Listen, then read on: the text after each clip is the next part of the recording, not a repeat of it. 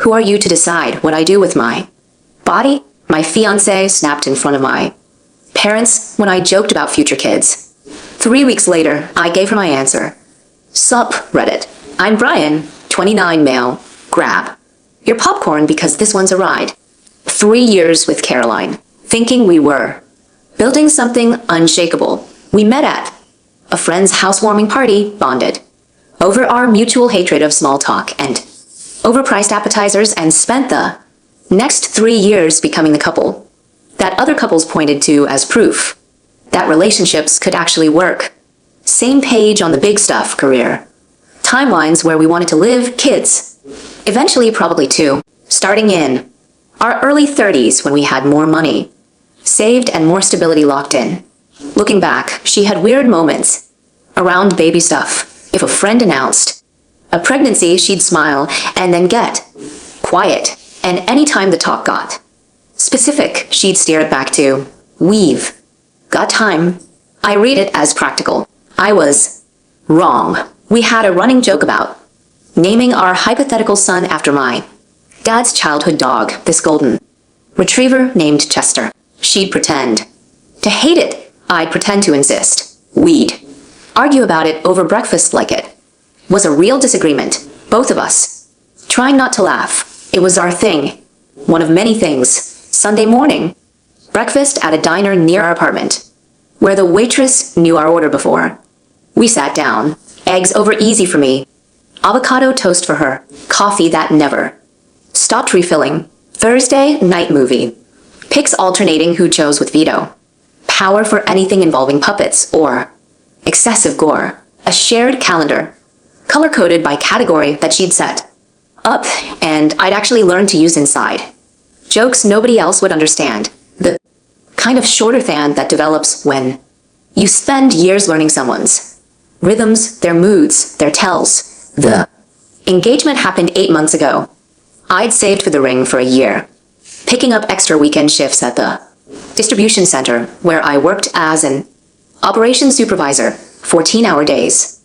During peak season, Saturdays when other people were at barbecues, I told her I was helping a friend move. I told her I was catching up on paperwork. She never questioned it. She trusted me the way I trusted her. The ring cost about $8,000. Round cut diamond platinum band.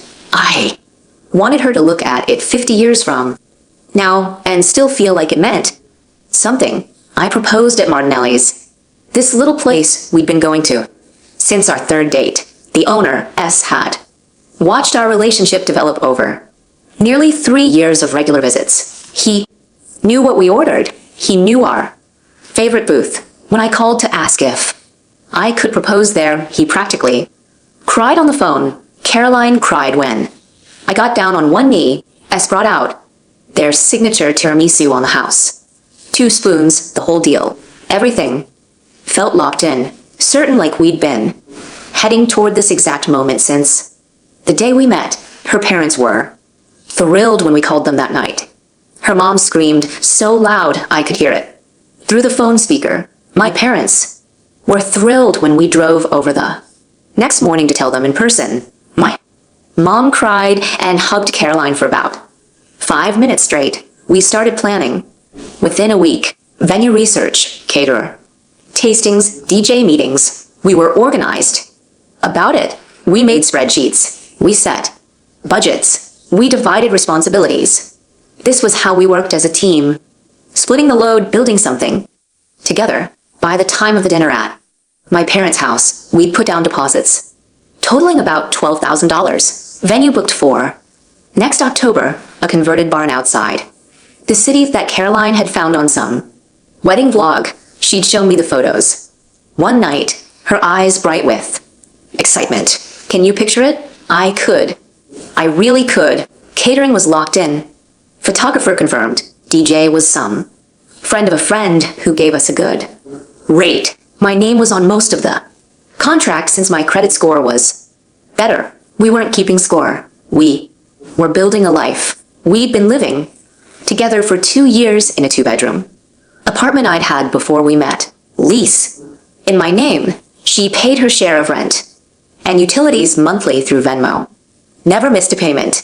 Never asked for. Exceptions. We combined some things, but kept others separate. Both our names were on the streaming accounts. Our own. Names on our own credit cards. A joint checking account for shared expenses that we both contributed to equally. It worked. We worked. Completely. That was the foundation. Everything else was built on 3 years of her showing up, being present, building. Alongside me, I had no reason to doubt any of it. The dinner at my parents' house was supposed to be a celebration.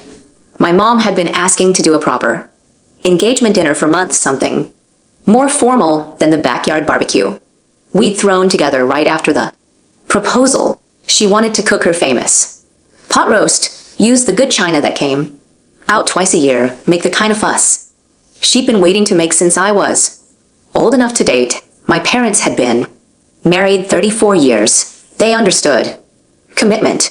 They liked Caroline. My dad especially appreciated that she could hold a conversation about something other than herself, that she asked him about his woodworking projects and actually remembered details weeks later. Caroline seemed fine with the dinner plan, a little distracted in the days leading up, but I chalked that up to work stress. She was an account manager at a mid-sized PR firm downtown, handling clients who seemed to exist in a permanent state of crisis. Her workload had been brutal lately, plus her sister Bailey had been in town for the past week. Bailey was what my dad would have called a piece of work. She lived in Austin and ran a podcast called Unshackled Woman that had about 40,000 subscribers and a very specific worldview. The general thesis was that women were systematically tricked into domestic servitude by society and should prioritize radical self-actualization over traditional milestones. Marriage was a trap designed by patriarchal systems. Motherhood was a trap that derailed careers and identities. Relationships were acceptable only if they served the woman's journey and could be terminated the moment they became inconvenient. I didn't hate Bailey. I just found her exhausting. Every conversation became a lecture.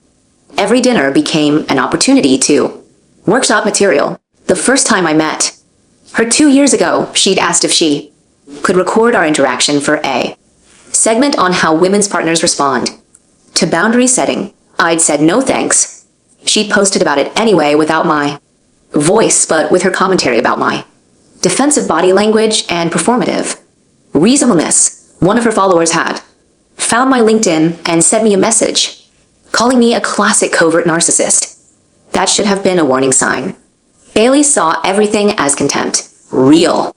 Life was just raw footage waiting to be edited into engagement metrics. The week before the dinner, she'd been staying at our place, sleeping on the pull-out couch, eating our groceries, monopolizing Caroline's attention. Eating. Come home a few times to find them huddled together, voices dropping when I walked in.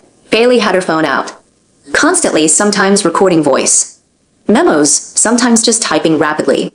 Once I walked in and heard her say, "This is exactly what I mean," before noticing me and going quiet.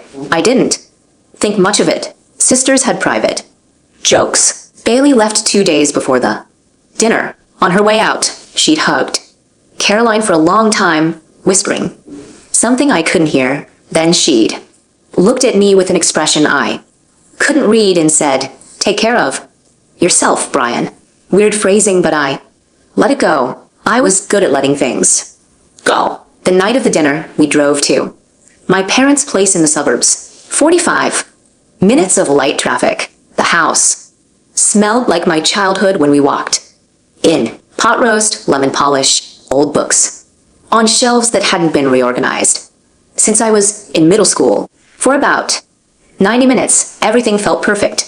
We ate, we laughed. My dad told embarrassing stories about my little league career. My mom asked about the wedding planning, and Caroline answered with what seemed like genuine enthusiasm. Then my mom asked about the future grandchildren, not pushily, just warmly, curiously, the way moms do when they're imagining a next generation.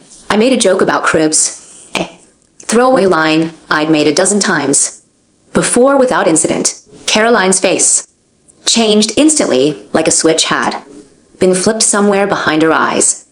Her smile vanished. She set down her fork with a metallic click that silenced the entire room. I never planned to be a mother, she said. Her voice was flat, completely stripped of the warmth she'd shown all evening, and I'd appreciate it if people stopped assuming that's on my agenda. The silence that followed was the loudest thing I'd ever heard.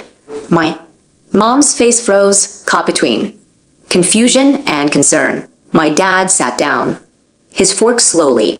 I just sat there trying to understand what had just come out of my fiancé's mouth. Caroline turned to me. Her eyes were hard. We've never actually agreed on that. You just assumed. You and everyone else. My body, my choice, my future, my decision. I'm not some incubator for your family's expectations. I looked at her confused.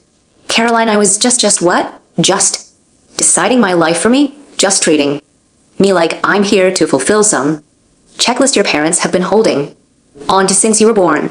The words hit like a slap in front of my parents at a dinner meant to celebrate us with a tone that suggested I'd been oppressing her for 3 years by occasionally mentioning the abstract concept of children. I looked at her, and for the first time since I'd known her, I didn't recognize the person looking back. My mom tried to smooth things over. Classic Zoe, always the peacemaker, she said. Something about how everyone's entitled to their own timeline, how things change, how she didn't mean to put pressure on anyone. My dad said nothing, just watched. Caroline took a breath.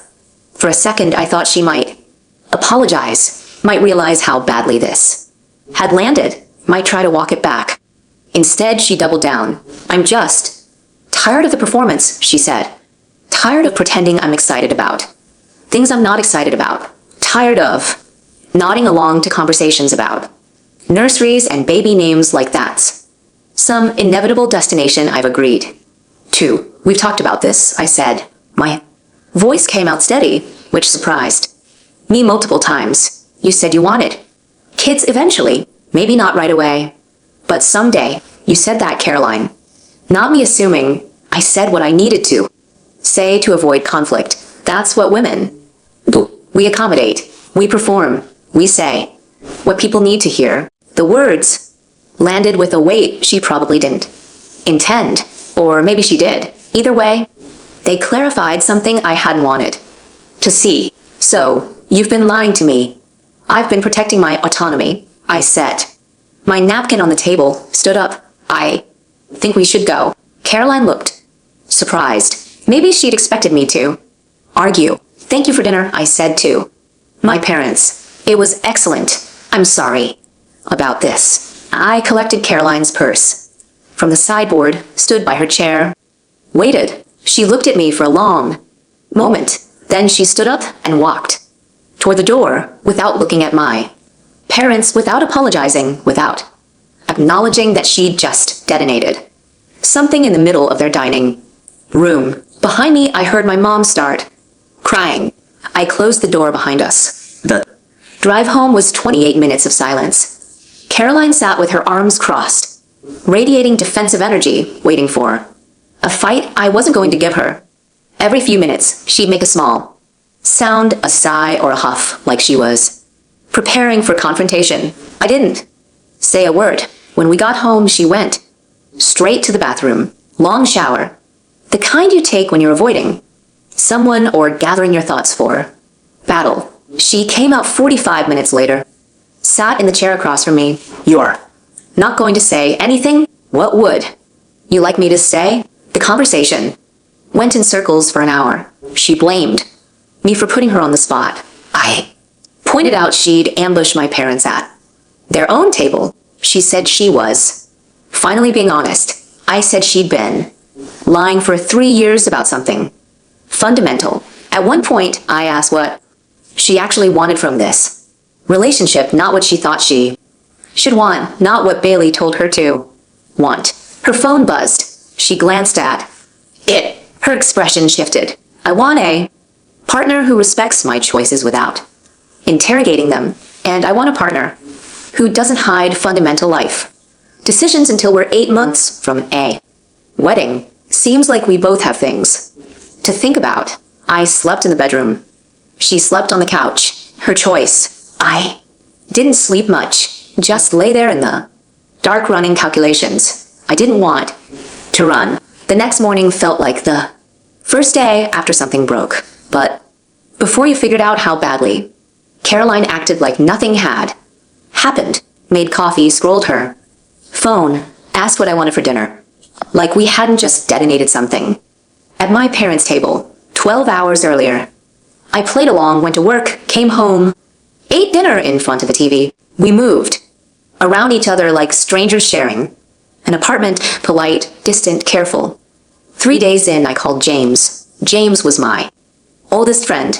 We'd met freshman year of college, stayed close ever since, despite living in different cities for most of our 20s. He'd moved back to the area about 2 years ago, worked in insurance, and had the kind of grounded perspective I needed when my own head got too loud. He was the first person I told when I decided to propose. The first person I'd called when she said yes. We met at a coffee shop near his office. I told him everything that happened at the dinner, the outburst, the never planned to be a mother announcement, the way Caroline had looked at me like I was the problem.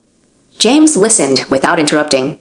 When I finished, he took a long sip and set down his cup. That's rough, man. What are you thinking? I don't know yet. I'm still trying to figure out if this is a fight we can recover from, or if I'm just now seeing something that was always there. What does your gut say? I thought about it, really thought. My gut says something changed, or maybe nothing changed, and I just wasn't paying attention. James nodded slowly. Her sister was in town, right? The podcast one. Bailey. Yeah, for a week, and this started after that. I hadn't connected it that explicitly, but the timeline matched. Everything had shifted after Bailey's visit. I'm not saying it's definitely the sister, James said, but I've seen clips from that podcast. That woman could convince a fish to hate water. Just watch patterns. See what you see. Don't assume anything yet, but don't ignore anything either. It was good advice. Simple. The kind of thing that sounds obvious, but isn't when you're in the middle of it. We talked for another hour, not about Caroline, about work, about his dating life, about the trip he was planning to Colorado next spring. Normal stuff. It felt good to have a conversation that wasn't loaded. When we split up, he put a hand on my shoulder. Whatever happens, you know where to find me anytime. Over the next few days, I took his advice. I watched. I paid attention to patterns I'd been too comfortable to notice before. The late night phone calls Caroline took in the bathroom with the fan running for noise. The way she'd minimize her browser the second I walked into the room. The shift in her vocabulary, emotional labor, centering my needs, relationship audit, performative commitment, radical self-prioritization. She talked like she was reading from a script someone else had written, and the more I listened, the more I recognized the source material. Bailey's podcast had become Caroline's background noise. She played episodes in the car, in the kitchen, while cooking, in the bedroom, before sleep, always loud enough for me to hear. Sometimes I wondered if that was intentional, like she was trying to educate me without having to do it directly. I started actually listening instead of tuning it out. One episode was about the myth of the good partner. Bailey argued that women were conditioned to feel grateful for men who did bare minimum things, held jobs, didn't cheat, showed up on time, when they should be demanding more. Stable isn't a virtue, she said. Stable is a starting point. If the best thing you can say about your partner is that he's reliable, you're settling. The next morning, Caroline made a comment about how I never surprised her anymore. When I asked what she meant, she shrugged and Said she just felt like we'd gotten into a rut. We'd been together 3 years. We had routines. I thought routines were a sign of stability. Apparently, they were evidence of stagnation. Another episode featured Bailey interviewing a woman who left her fiancé 3 months before their wedding. The woman described her ex as perfectly nice and stable, but said she'd realized he was a placeholder while she figured out what she really wanted. She talked about him like he was a rental car she'd returned when she didn't need it anymore. The next day, Caroline came home from work and announced she wanted to revisit our division of household labor. We already split things close to evenly. I did dishes and trash. She did laundry and bathrooms. We alternated cooking, but apparently I wasn't doing enough. Invisible work. When I asked what invisible work meant, she couldn't give specifics, just said I should educate myself about emotional labor and stop expecting her to manage everything. I went back through our shared calendar. That night, in the past month, I'd scheduled 3 things. She'd scheduled 2. I'd initiated planning for 5 date nights. She'd initiated 1. I wasn't sure what she was managing that I wasn't seeing. Another episode dropped. This one was about financial autonomy within partnerships. The thesis was that joint accounts were tools of control, that women should maintain complete financial independence even within marriage. 2 days later, Caroline suggested we close our joint account and handle all expenses with separate Venmo payments. When I asked why fix something that wasn't broken, she said it was about maintaining independence. A few days later, she brought up the prenup we'd agreed to skip.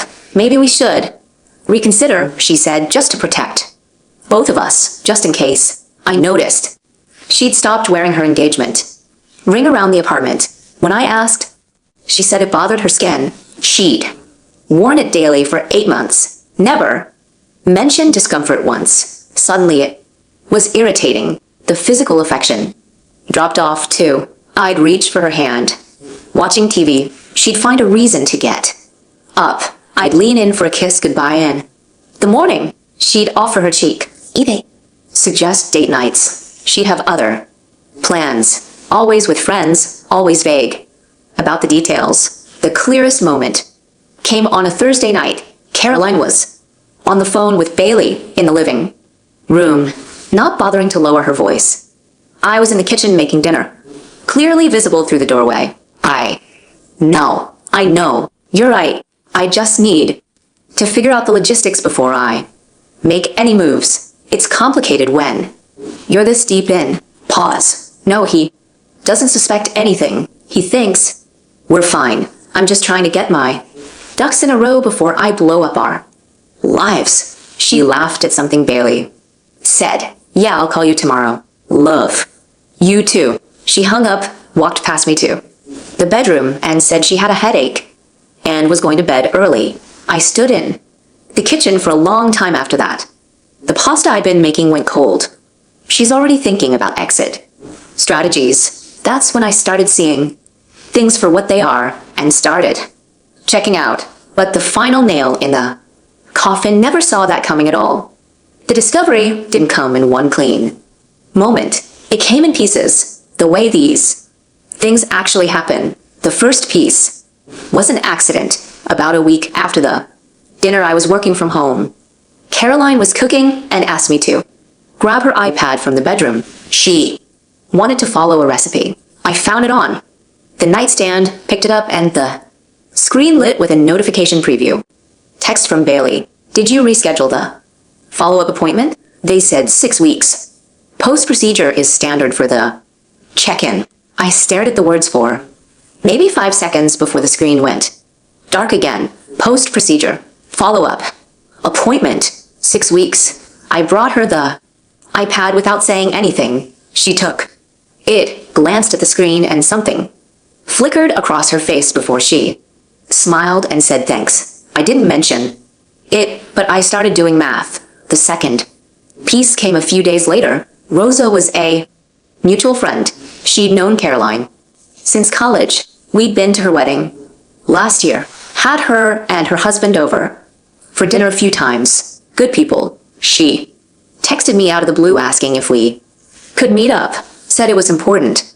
Said she'd been going back and forth about whether to say something. We met at a coffee shop near my work. She looked uncomfortable from the moment she sat down, fidgeting with her cup, not making eye contact. I don't know if I should be telling you this, she started, but I keep thinking about how I'd want someone to tell me if our situations were reversed. Tell me what? She pulled out her phone, scrolled to a screenshot, turned it toward me. It was a group chat. Caroline, Bailey, and two other women I vaguely recognized from Caroline's college friend group. The messages were from about a month ago. Caroline, I know I should be more excited about the wedding, but honestly, I just feel trapped. Bailey, that's your gut telling you something. Listen to it. Caroline, Brian is great on paper. Stable, reliable, but is that enough? I feel like I'm settling for the safe option. One of the others. Girl, you need to figure this out before the wedding, not after. Bailey, she's handling it one thing at a time. First, the appointment, then the rest. I read it twice. Settling, safe option. Handling it, the appointment. Rosa was watching my face. I'm sorry, I didn't know if you knew about any of this, but the appointment, there's been talk in the group. Bailey's been telling people that Caroline had a pregnancy scare last month and took care of it. I thought you should know in case you didn't. I sat very still. Did Caroline tell you she was pregnant? I shook my head. Rose's face crumpled with something like guilt or pity or both. I'm so sorry, Brian.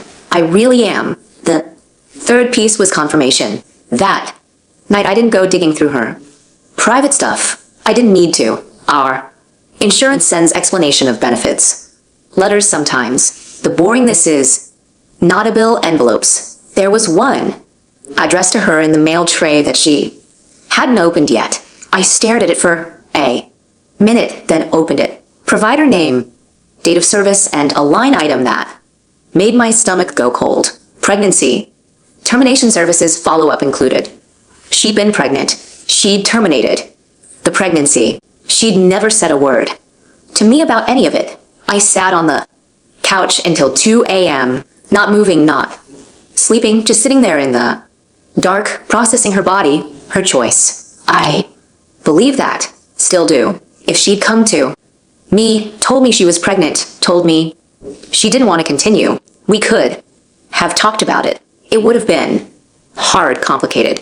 I would have had feelings about it, but I would have respected her decision. I would have been there for her. That's what partners do. But she didn't come to me. She hid it. Made the choice alone with Bailey, coaching her through the logistics. Kept planning a wedding she was calling a trap in private. Let me put down deposits on a future she was actively dismantling behind my back. That was the betrayal, the secrecy, the lying, the 6 weeks of looking me in the eye every single day while hiding something that fundamental, while describing me to her friends as a safe option she was settling for, while treating me like a placeholder she could discard whenever something better came along.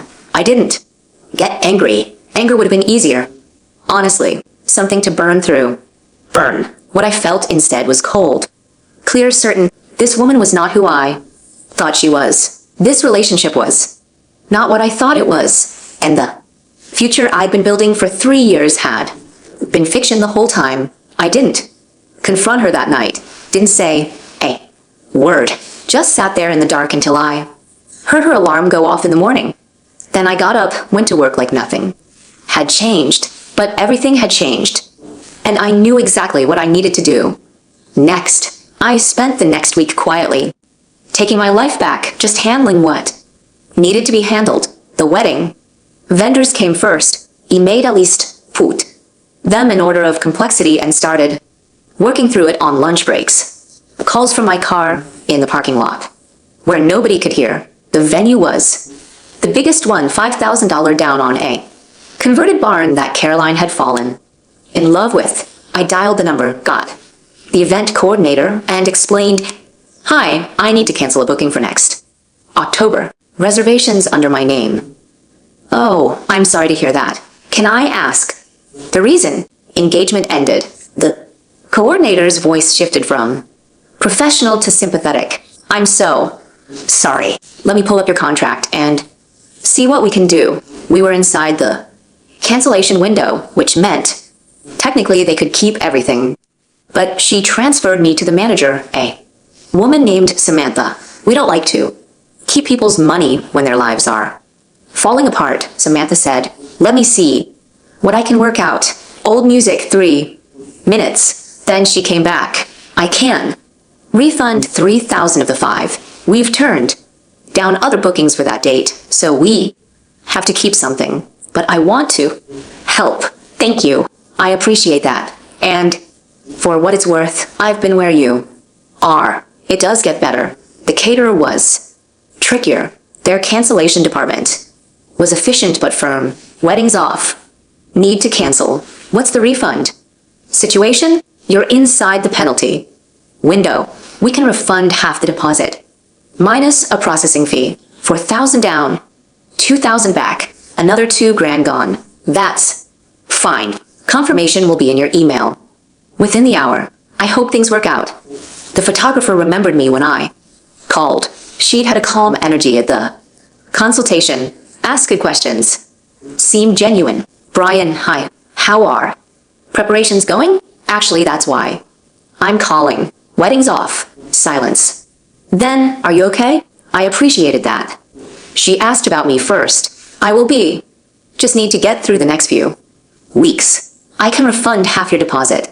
Given the circumstances, I've blocked off that date and turned down other bookings, so I can't do the full amount, but I want to help where I can." 2,500. Down, 1,250 back, another 1,250 gone. The DJ was a friend of a friend. I caught him on his lunch break. "I need to cancel the October date. Engagement ended." "Ah, man, I'm sorry. I wanted to apologize for the inconvenience." "Don't worry about it. October's far enough out. No charge. No hard feelings. Sometimes the weddings that don't happen are the lucky ones.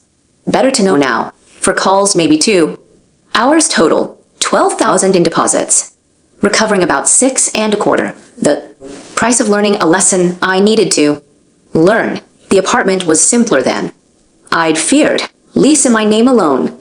Caroline had moved in gradually, and we'd never updated paperwork. I called the landlord, confirmed I was staying, and asked about removing a roommate. 30 days. Written notice, sent me an email with the date she'll be out. Our joint account had about 3 grand. I pulled the statements, figured out what was mine versus hers, and transferred my portion back. Left her half untouched. I wasn't trying to win money. I was trying to get free. Changed streaming passwords, removed her from my phone. Plan, updated my emergency contacts at work. Small things, but the kind that could turn into headaches if you left them alone. The engagement ring was a question I had to think about. I looked up the law in our state. Conditional gift ownership got murky, depending on who ended things and why. A lawyer would cost more than the ring was worth to fight over. I decided not to fight for it. $8,000. Call it tuition for a lesson I needed to learn. Throughout all of this, Caroline noticed nothing. She was absorbed in her phone, her podcast episodes, her text threads with Bailey.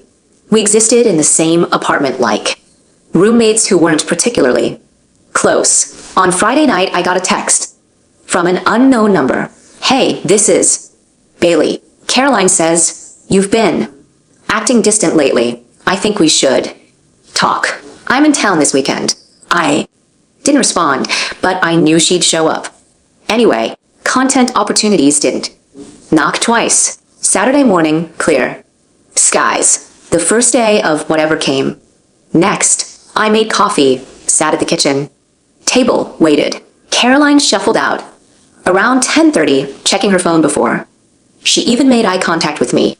Bailey's coming over. Sister stuff. You mind giving us some space for a couple hours? Actually, I said I need to talk to you about something. Bailey should probably hear it too. She looked up. Something flickered behind her eyes. What kind of something? Sit down. Caroline.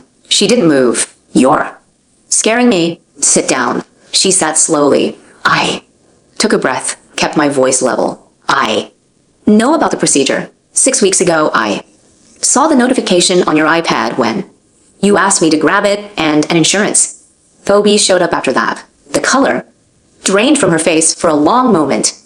She didn't speak. You went through my stuff? No. The EOB came to the apartment. I didn't go hunting. It showed up. The buzzer went off. Bailey.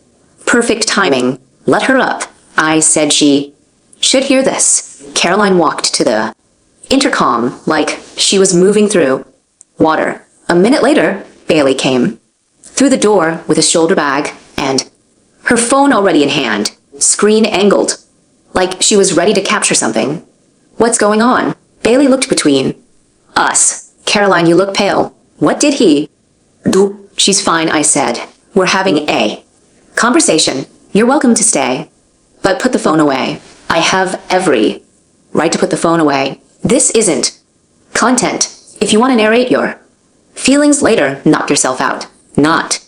In my living room, Bailey hesitated. She lowered the phone with obvious reluctance. Fine, but I'm staying. Wouldn't have it any other way. I turned back to Caroline. Here's what's happening. I've can-led the wedding. All the vendors have been notified. The apartment is mine. Lease is in my name. You have 30 days to find somewhere else to live. The joint account has been split. Your half is untouched. Caroline's face cycled through shock, denial, confusion. Then the tears started. What? You can't just we didn't even talk about this. Isn't fair. We're talking now. She tried the first angle. The emotional appeal. Baby, I'm sorry. I should have told you. I was scared. I didn't know how you'd react. Everything happened so fast and Bailey was here and I panicked. Stop.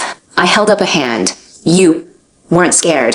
You made a decision. Hid it for 6 weeks and kept planning a wedding you had no intention of going through with while telling your friends I was a safe option you were settling for. She went white. How did you, Rosa? She showed me the group chat. Said I deserve to know what my fiancé actually thought of me. Caroline's eyes flicked to Bailey for a split second like she was checking the script, looking for the next line. That tiny moment told me everything I needed to know about who was running the show. Bailey stepped forward, already shifting into damage control mode. This is exactly the kind of reaction I warned her about. Controlling, punitive. You can't end an engagement because she made a private medical decision. I'm not ending it over the decision.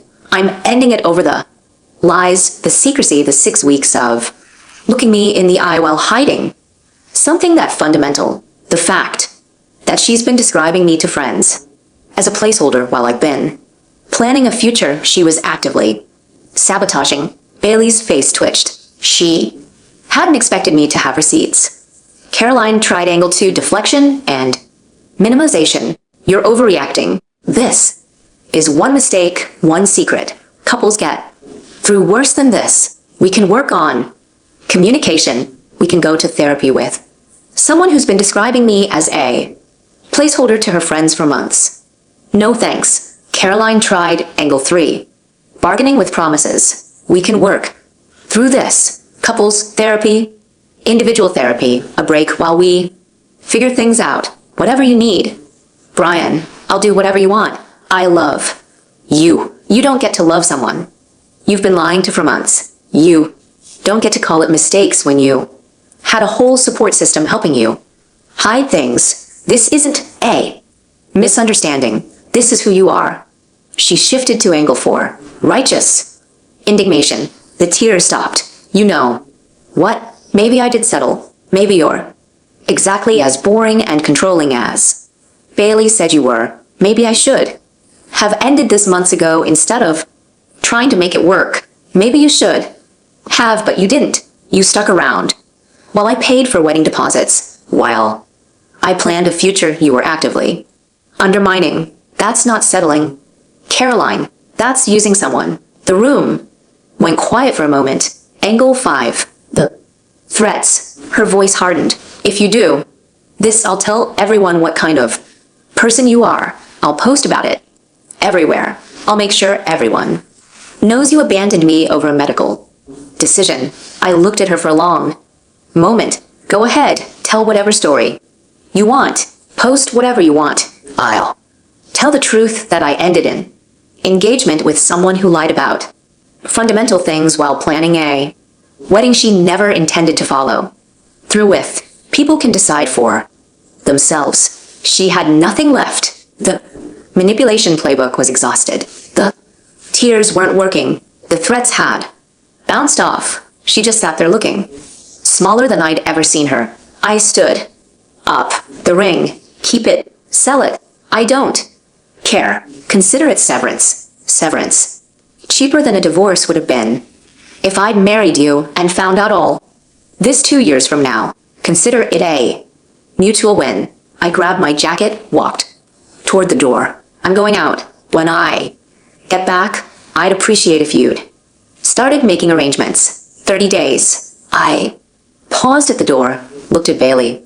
Great podcast, by the way. Bye. Really educational. You should do an episode about this one. Call it when unshackling goes wrong. I tune in. Bailey's face went through about 5 expressions in 2 seconds. Behind her, Caroline was still sitting at the table looking at nothing. Shell-shocked. The tears had failed. The threats had failed.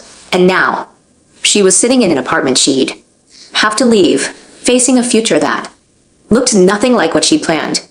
I didn't feel sorry for her. I just felt done. Now, here's what happened over the next few weeks. Caroline moved out 19 days later, crashed at Bailey's place in Austin for a few weeks, then got her own apartment back here. She tried reaching out twice, once to talk things through, once to ask if I'd reconsider.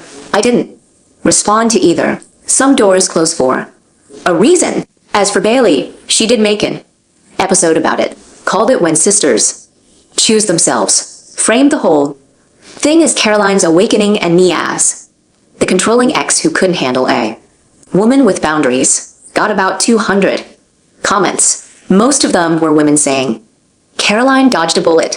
A few were guys saying I dodged a missile. I'll take those odds. Guys, we are so close to hit 100,000 subscribers on this channel. If you are not subscribed to the channel, please consider subscribing. It really helps hit that 100,000 mark. Thanks for making this dream come